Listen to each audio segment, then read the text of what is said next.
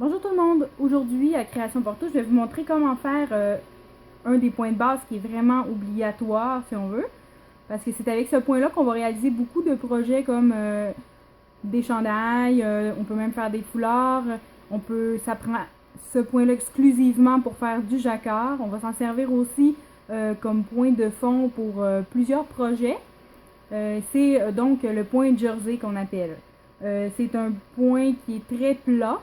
C'est-à-dire que ça fait un travail qui est très plat. Je vais vous montrer un exemple là. Je ne sais pas si vous voyez, ça c'est du jersey envers. Et l'autre côté, si je retourne, ici c'est le jersey endroit. Si je vous rapproche un petit peu le travail pour que vous puissiez bien voir, ici on voit tous les petits triangles que ça fait. C'est vraiment ce point-là qu'on vient chercher. Donc vous allez voir, c'est vraiment pas compliqué. Là, j'ai pris des grosses baguettes, du gros fil, parce que vous allez mieux voir comme ça comment qu'on va faire. Pour commencer, je vais monter 10 mailles pour vous montrer. Là. Donc, moi, quand je monte des mailles, pour savoir combien de fils je me laisse, en fait, ce que je fais, c'est que je calcule le nombre de mailles. Si je fais 10 mailles, je fais 10 tours. 1, 2, 3, 4, 5, 6, 7, 8, 9, 10.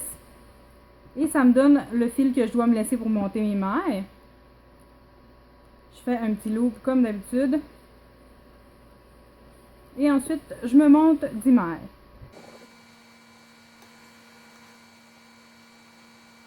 J'ai une autre vidéo qui vous montre comment monter des mailles. Là, j'ai 3 façons de le faire. En fait, 2 façons de le faire. Celle-ci que je fais avec 2 bouts de laine, dans le fond, un bout que je viens passer en dessous de la boucle que je crée comme ça ici. C'est une façon qu'on dit élastique, qui est aussi plus belle au niveau de la finition. Là.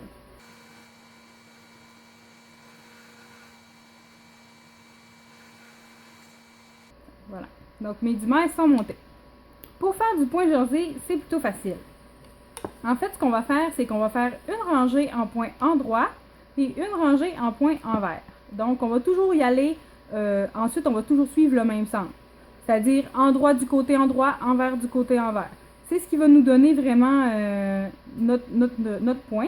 Puis, ça va nous permettre aussi d'avoir 2 textures. Donc, d'un côté, ça va être vraiment les petits V que je vous ai montrés. De l'autre côté, ça va être plutôt comme des petites vagues. Donc, on y va comme ça. Premier rang, on le fait en droit.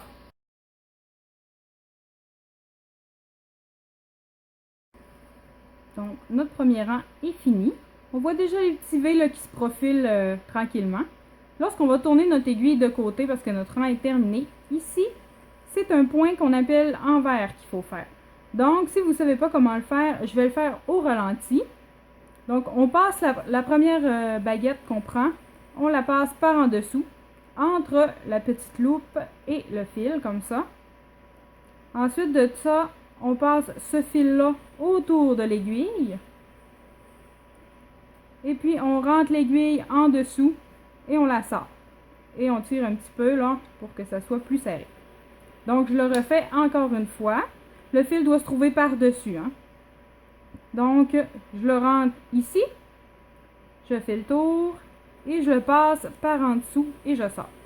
Okay? Donc, on va faire comme ça toutes les 10 mailles que j'ai à faire. Ou le nombre de mailles que vous avez besoin de faire aussi.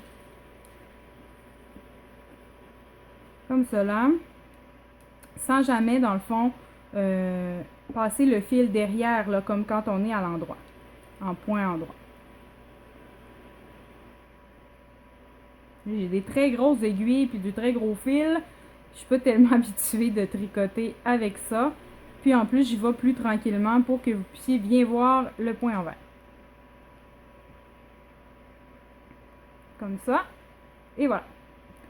Là, on peut tirer toujours. Moi, ce que je fais, en fait, là, après le premier rang, là, c'est que je tire vraiment sur mon petit bout ici, là, pour venir resserrer le travail un petit peu. Comme vous pouvez voir, derrière, ça fait vraiment des petites vagues. Et puis devant, ça va vraiment faire des V, comme je vous ai montré tout à l'heure sur l'autre travail. Donc, le point jersey endroit, c'est celui-là. Quand on parle de point jersey envers, c'est qu'on va faire notre travail sur l'envers du point, donc ce côté-là. Donc, pour vous montrer ce que ça donne après quelques rangs, je vais faire quelques rangs plus vite un petit peu. Sinon, la vidéo va être beaucoup trop long pour rien. Je ne sais pas si ça vous intéresserait de connaître différentes façons de tricoter, c'est-à-dire de placer vos mains. Parce que je sais qu'il y a plusieurs techniques qui existent. Il y a la technique anglaise, la technique plus française, que je pourrais dire. Il y a aussi des techniques hispaniques qui viennent de l'Espagne, d'autres qui viennent aussi du Chili ou des Andes. Donc, si ça vous intéresse, je pourrais vous faire une vidéo pour vous montrer ça.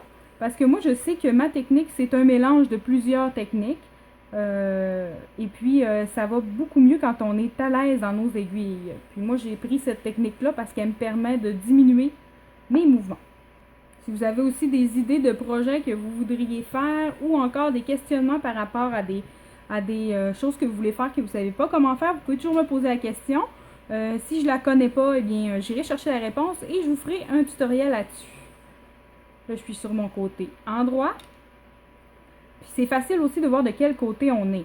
Parce que quand on est du côté endroit, si je tire sur le fil, vous voyez vraiment que les fils ici s'en vont vers l'arrière. Il y a les petits V. Et puis, il n'y a pas de petites boules par en avant. Je vais vous montrer ensuite, quand on sera derrière, qu'est-ce que ça donne. Que vous puissiez vous rappeler où vous êtes. Si jamais vous arrêtez votre travail, vous avez un blanc ensuite, là, ça va vous permettre de vous mettre. Voilà.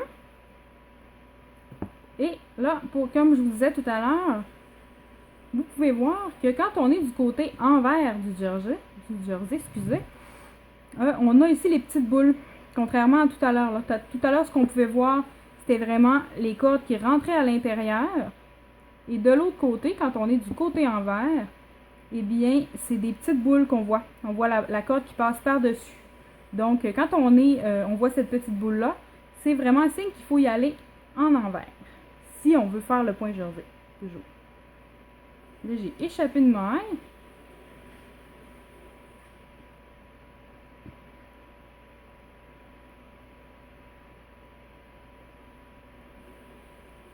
Je vais vous montrer comment faire aussi pour rattraper des mailles qu'on a échappées. Parce que c'est très utile, ça nous arrive souvent au début. Je vais tout vous faire ces tutoriels-là. Comme je commence en fait, que c'est mon premier channel YouTube, c'est sûr que j'ai beaucoup de projets, mais j'ai pas encore beaucoup de vidéos de fait. Et je suis pas parfaite non plus encore. Donc il faut falloir me donner un petit peu de temps pour m'habituer, puis quand je serai habituée, je pourrai vous faire des meilleures vidéos et plus de sujets encore. Là, j'ai fait une dizaine de rangs. Je sais pas si vous voyez bien. Donc, on voit vraiment de ce côté-là les petits V que je vous parlais. Si je prends mon aiguille pour vous le montrer plus en détail, c'est ces petits V-là que je parle. Comme je vous disais, c'est un travail qui est très très plat, dans le sens qu'il n'y a pas de bosse dans ce tricot-là.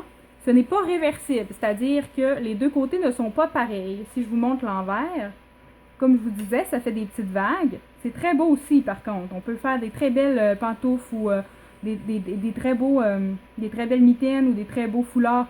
Dans ce motif-là, c'est très beau aussi.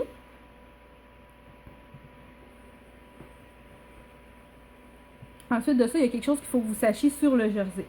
C'est que le jersey, là, je suis en gros fil et j'ai pas long de fil. Donc, ça paraît pas, mais ça tourne. Ce que je veux dire par ça tourne, c'est que le tricot, quand vous allez le laisser faire normalement, il va vraiment se ramasser comme ça, là. Il va tourner naturellement. Donc, si on fait un foulard, on ne le fait pas en jersey, préférablement, parce que notre foulard va toujours se retrouver tourné sur lui-même, c'est désagréable. Autre chose, si on veut le faire en jersey, on va alors se remettre vraiment une bordure de point d'une autre sorte, un point de préférence plus stable, qui va nous permettre de stabiliser le tricot et de ne pas le faire tourner. C'est important parce que des fois, si on a des projets qui sont ouverts, qui ne sont pas cousus ensemble, comme exemple les foulards, ça peut être tannant d'avoir un tissu qui tourne toujours sur lui-même. Ça peut vraiment gâcher un projet. Donc voilà pour le jersey. Sinon, c'est ce point-là qu'on va utiliser aussi pour faire le jacquard. Dans mon prochain vidéo, je vais vous montrer comment le faire. Puis c'est ce point-là qu'on va utiliser souvent quand on va faire des torsades. C'est vraiment un point de base qui est important de maîtriser. La plupart des projets se font avec ce point-là. Puis c'est aussi un point qui est facile à faire, puis qui avance bien. Là. Je veux dire, c'est pas un point qui est long à faire. Donc voilà pour le jersey. J'espère que vous avez bien apprécié. Si vous avez des commentaires qui sont constructifs, si vous avez des idées de projets à faire ou d'autres choses, ne vous gênez surtout pas pour m'en faire part dans les commentaires ou m'envoyer un message. J'espère que vous avez aimé ma vidéo, que vous allez vous abonner et que vous allez continuer à être créatif avec moi. Donc bonne soirée, au revoir!